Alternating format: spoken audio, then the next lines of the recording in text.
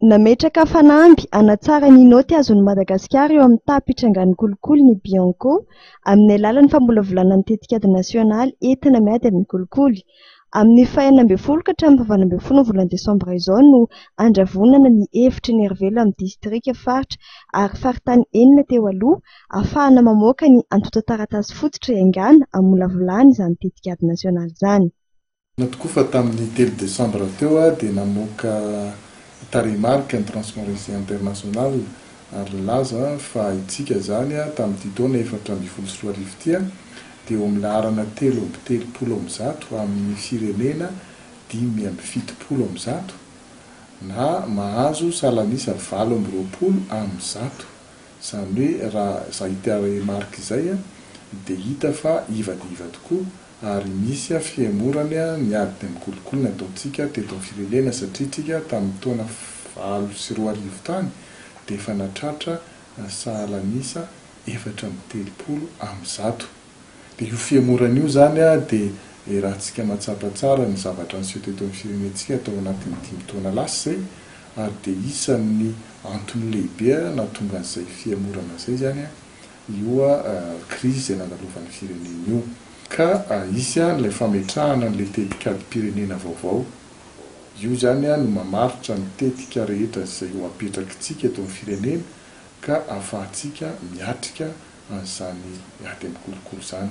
Ary tanaina zany fa raha toa ka tafapetraka radarana zany tetikady izany ary mitohy ilay fahavonona mitondra fanjakana hiady amin'ny kolikoly dia tokony hitantsika vokatra zany atsoatsy. Tahaka ireo firenena maro maneran-tany dia manamarika ny andro iraisam-pirenena hiadiana amin'ny kolikoly i Madagasikara. Isy ny hetsika varavarana misokatra mandritra ny 3 andro tanterahiny etsy amin'ny lapan'ny tanàna Analakely manomboka Rapitso. Fanamarina io andro io dia isy ny kabary fandimbiasana izay ataon'ny Premier Ministre lehibe ny gouvernemanta sy ny solitenan'ny firenena mikambana eto amintsika ary ireo olona izay voakasika mivantana ny amin'ny ady amin'ny kolikoly dia ny ato amin'ny Bianco zany. Dia aorianan'izay dia misy ny fampisehoana horonan-tsary mikasika ny ady amin'ny kolikoly izay natao teto nandritran'izay 10 taona voalohany nanaovantsika izay ary dia izy koa ny fampisehoana antsika ao anatin'ny rano-tsary io zany ny ezaka rehetra izay rehetrarehetra natao amin'ny 10 taona manaraka mba hiadintsika amin'ny kolikoly.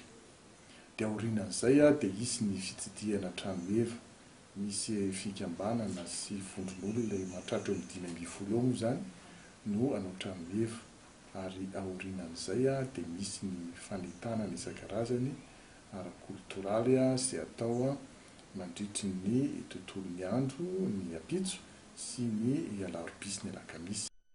Eto Antananarivo no anatanterahana nify ny fankalazana fa ireo boroparitra ny Bianco kosa dia mikarakara hetsika fanentanana.